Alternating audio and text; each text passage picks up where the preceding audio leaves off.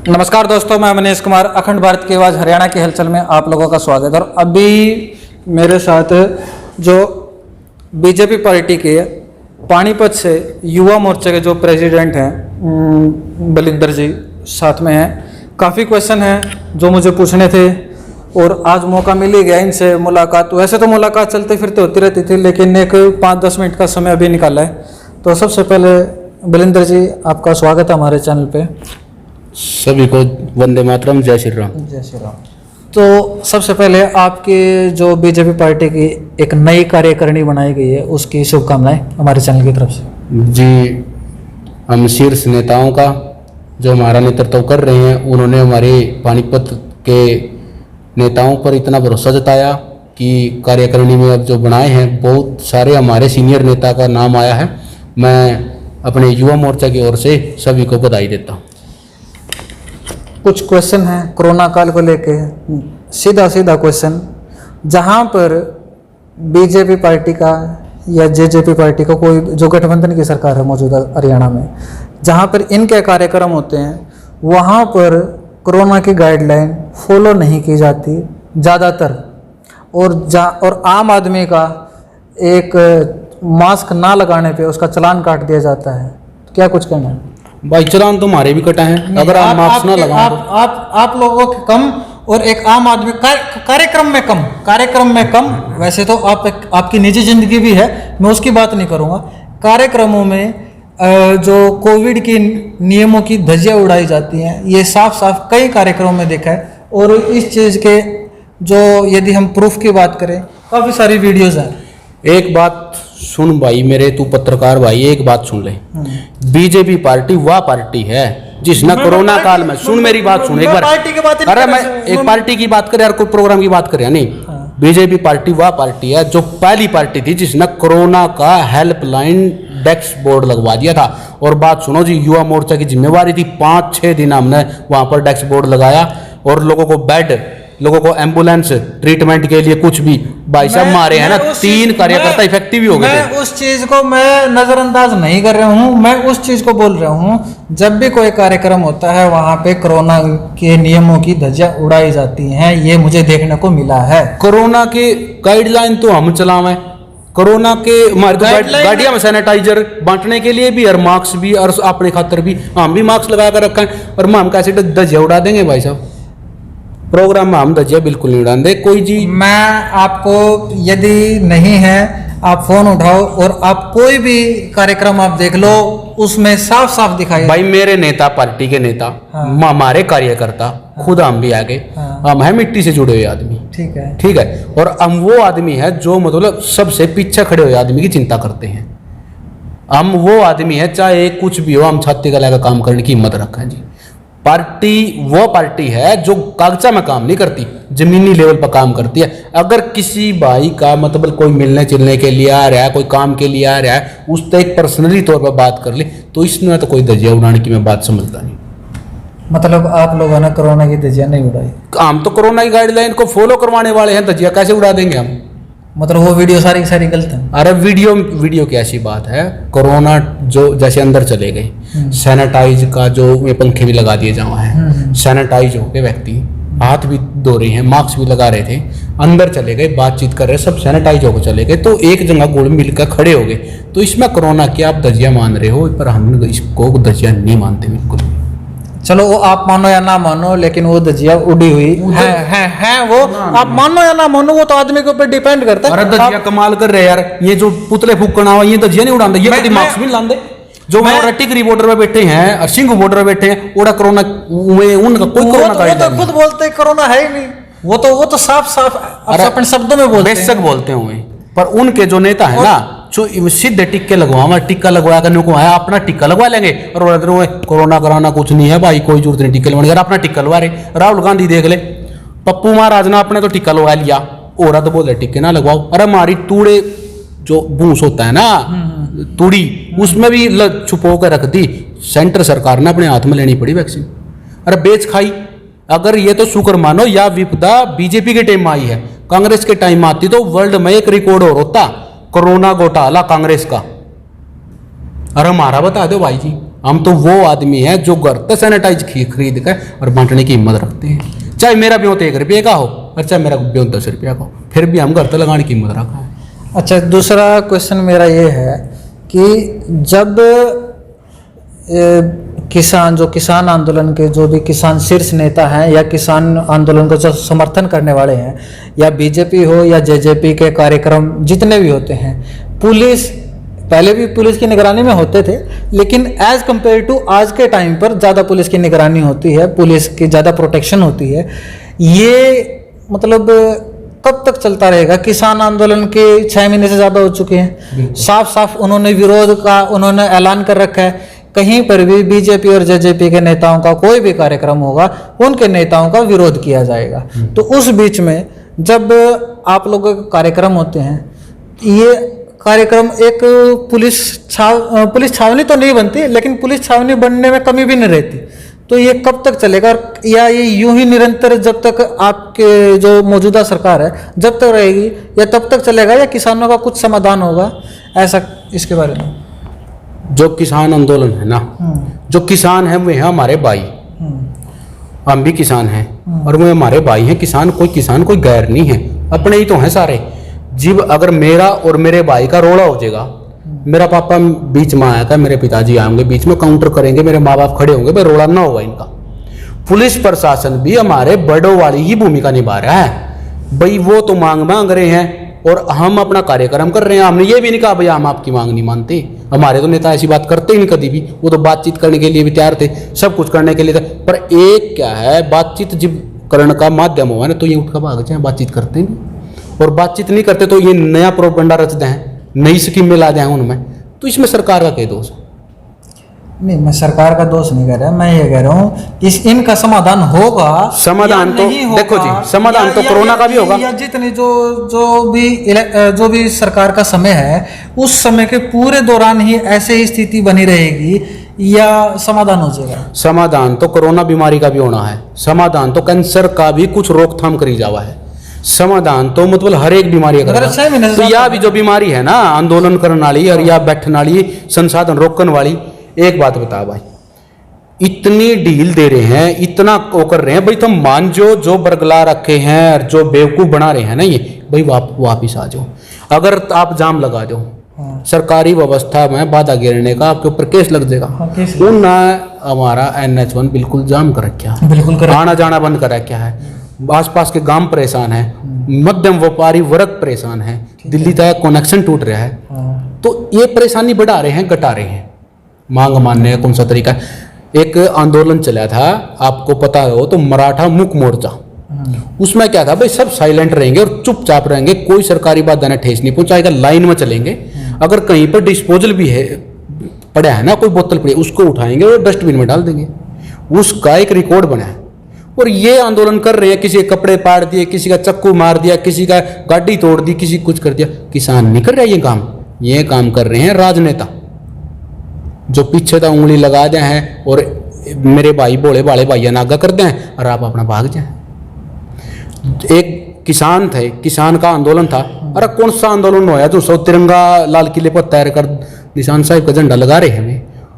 वो चल निशान साहिब का झंडा लगाना है, अपने गुरुद्वारे में लगा दे, हमारे मंदिर में भी लगा दे, हमने कोई ऑब्जेक्शन नहीं। मेरे कंधे पर रख दे निशान साहिब का, हमने बिल्कुल मंजूर है। गुरु जी का झंडा हो, उसमें कोई दिक्कत नहीं। पर एक नेशनल झंडा है, वो सबसे पहले है। और हमारी पार्टी में एक बात सिखाई गई है, सबसे पहले देश, उसके बाद पार्टी, उसके बाद समाज, फिर कहीं लास्ट में अपनापा हो गया। पर दूसरी पार्टी हम क्या है, पहले अपनापा, फिर परिवार, और फिर उनकी पार्टी, और फिर बाढ़ में गया अपना देश, तो बाढ़ में गया। उनका तो यूँ कहना है।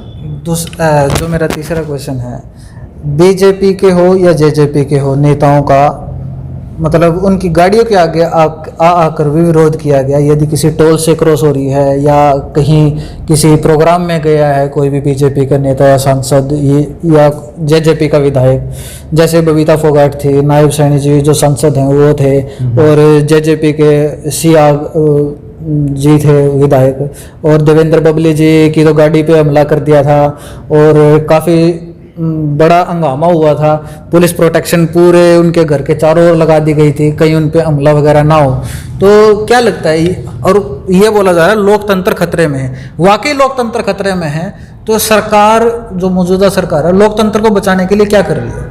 भाई एक बात तो यह है, हमारी सरकार है देश प्रेमी, और साथ में मैं और हमारी सरकार है क्या है, मैं ये भी बोलना चाहूँगा, कुछ महीने पहले जो हमारे माननीय मुख्यमंत्री हैं मनोहर लाल खट्टर जी के कैमला गांव में आ रहे थे और इन जो 3 कृषि कानून है इनको समझाने के लिए आ रहे थे, और वहां पर तो बिल्कुल ही उपद्रव मचा दिया गया था। और ये आप मुझसे ज्यादा तो आप लोग वहां पे नजदीक थे।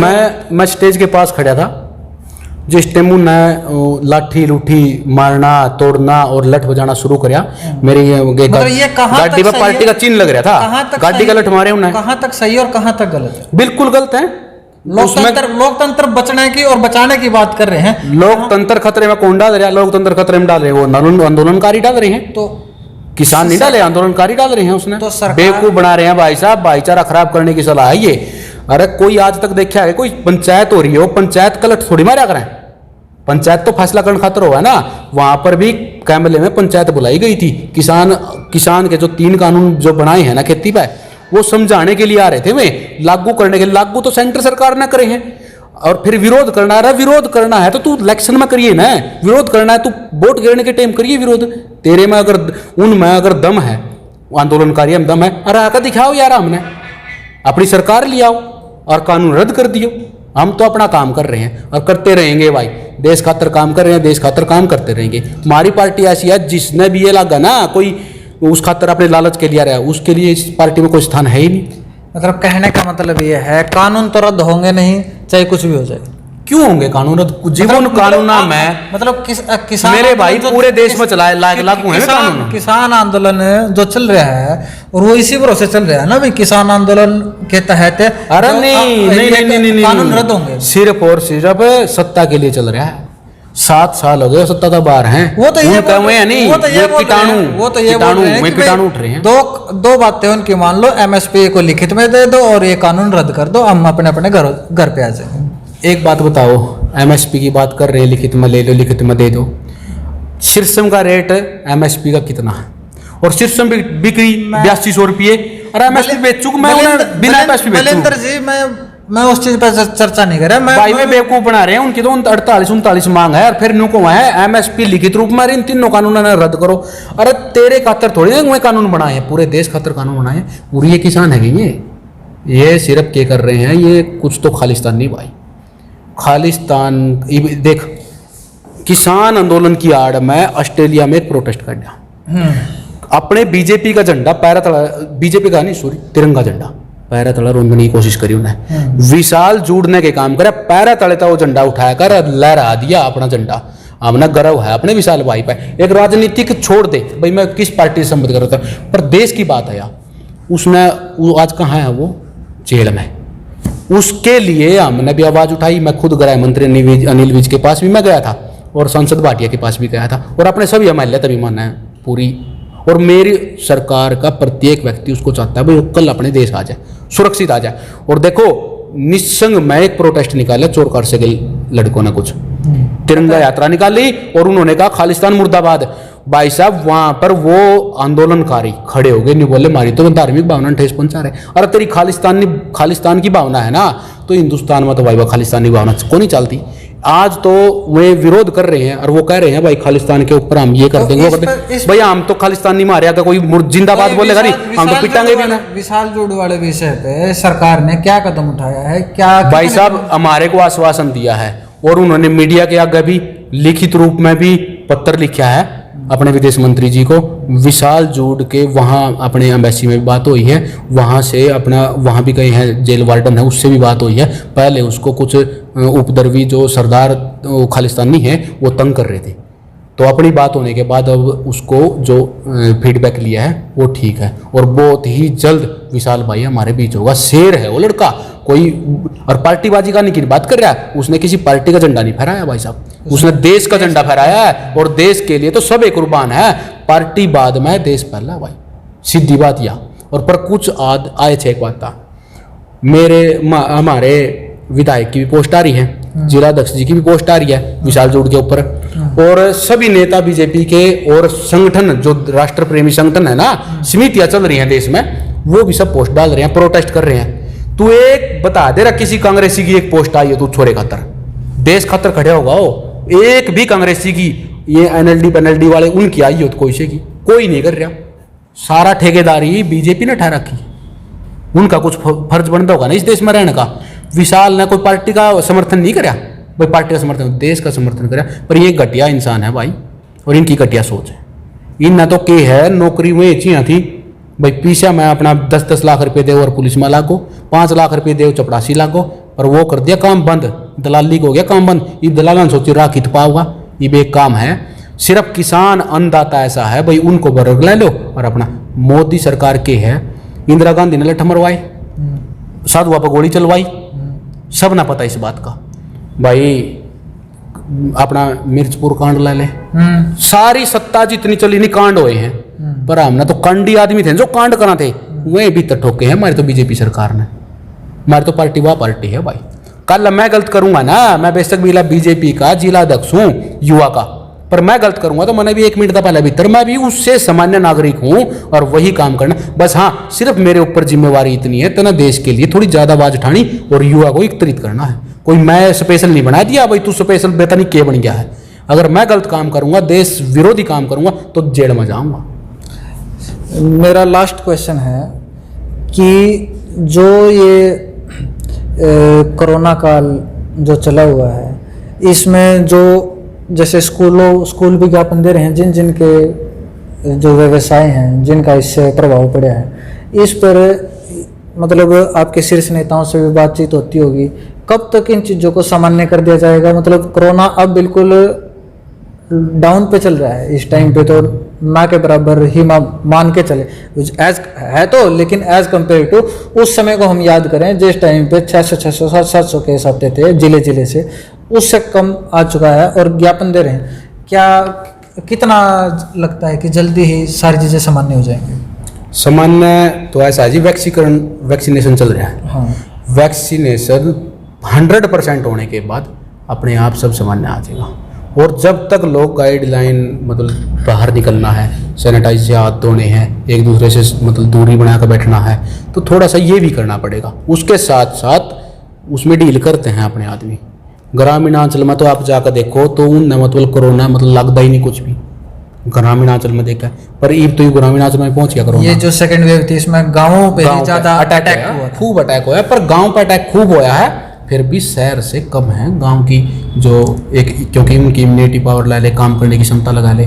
दूसरी बात यह है वैक्सीनेशन सिस्टम पूरा हो जाएगा नहीं, उसके पूरा होने के बाद सब कुछ सामान्य बहुत जल्दी हो जाएगा, बहुत जल्दी। सरकारी संस्थाएं सारी, स्कूलें, सब कुछ सामान्य हो जाएगा। इस बात का हमने पूरा देखो, एक ऐसा टाइम था जिस मतलब एक सिर की दर्द की गोली लेनी थी नहीं, वो अब इम्पोर्टेड देखा करते 12वीं देश तक कौन सी है। और आज का टाइम देखो जहाँ पर मतलब जिस मेन्यू भी नहीं पता है नहीं भाई इस कोरोना काल में कराएं क्या, हम भारत ने उसकी वैक्सीन भी लाकर दे दी है और अप्रूव्ड भी कर दिया पूरे देश में। वहाँ अच्छा वर्ल्ड में अप्रूव्ड कर दी।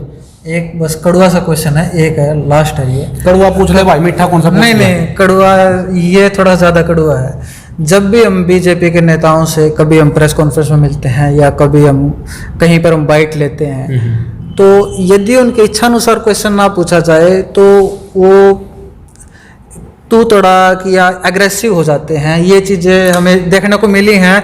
कुछ टाइम पहले एक पानीपत की महिला पत्रकार थी और सांसद संजय भाटिया जी से कुछ क्वेश्चन कर रहे थे, वो हमें वहाँ की चीज़ देखने को मिली और वो वीडियो एक तरीके से पानीपत में वो ट्रेंडिंग में भी रही थी। रमा जी थी पत्रकार, इंडिया की दाड़ उनका चैनल है। बहन जी की हम बड़ी इज्जत करते हैं, बहन जी बड़ी अच्छी पत्रकार है। देखो संजय भाटिया जी ने सिर्फ उनको समझाने की कोशिश करी थी, भाई तू तड़ाक नहीं करी थी वो। अगर उन्हें पूरी वीडियो उठा कर देख लो आप, अगर पूरी वीडियो में उन्हें तू तड़ाक और महिला के लिए कोई आप शब्द बोला है ना तो हम जिम्मेवार हैं इसके। लेकिन जो बोलने का तरीका था, बोलने का तरीका सुनो, समझने और समझाने का तरीका होता है ये। पता है क्या, कुछ दिन पहले भाई ये हो गया भाई आपने तो मुख्यमंत्री के वहां पर प्रोग्राम में भीड़ कर दी। देखो कुछ वहां पर पत्रकार थे, कुछ अपने ये डॉक्टर भाई भी थे, कुछ सिविल में जो देखो सीएम आवा है तो सबकी ड्यूटी लगा, अधिकारी भी थे।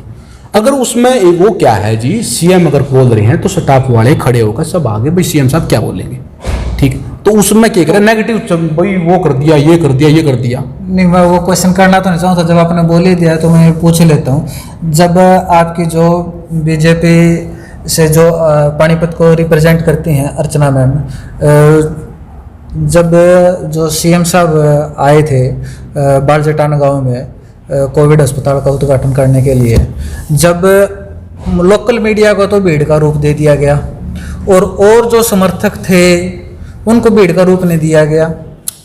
भीड़ का रूप बिल्कुल नहीं था भाई साहब, सिर्फ इतनी बोली थी भाई कोरोना का देखते हुए, देखो उसने, मैं जिला अध्यक्ष हूं ना युवा का, हाँ, आप मानते हो नहीं, हाँ, पता है ना आपने, हाँ, अरे मैं भी नहीं था वहां पर, उनने तो अपना जो मतलब एक जिला कार्यकारिणी थी ना, वहां पर भी गिने चुने व्यक्तियों को बोला था, सिर्फ गिने चुने व्यक्तियों को बोला था। जब मैं युवा जिला अध्यक्ष हूँ, हर पार्टी का काम होगा तो युवा मोर्चा की टांग वहां कुछ ना कुछ पार्टी काम में पाओगी, क्योंकि युवा मोर्चा ही आगे रहा है।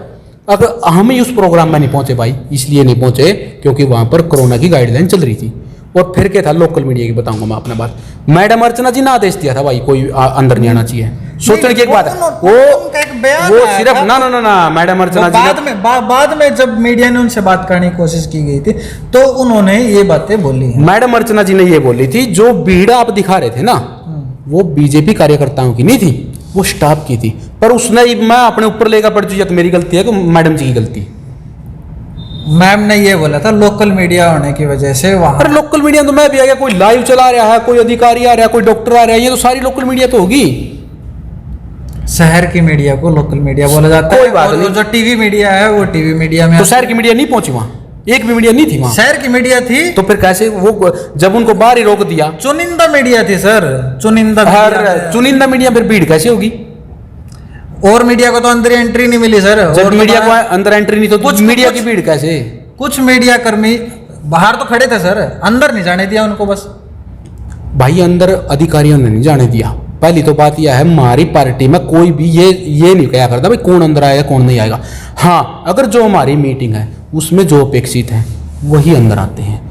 अगर कोई प्रोग्राम है उसमें कभी भी आपने देखा हो तो बीजेपी पार्टी में कभी भी कोई रोक के नहीं गया। अधिकारी अगर ये डीसी साहब की गाइडलाइन है, एसपी साहब की गाइडलाइन है, अगर वो मेरे को बोलेंगे नहीं अगर बलिंदर तेरी एंट्री नहीं है तो भाई सही है, प्रशासन ने बोल दिया तो एंट्री नहीं होनी चाहिए, क्या बात है? वो तो प्रशासन ने बोल दिया वो तो ठीक है, लेकिन चलो इसमें ज़्यादा क्या पूछना, वो चीज़ मैंने क्लियर कर ली है।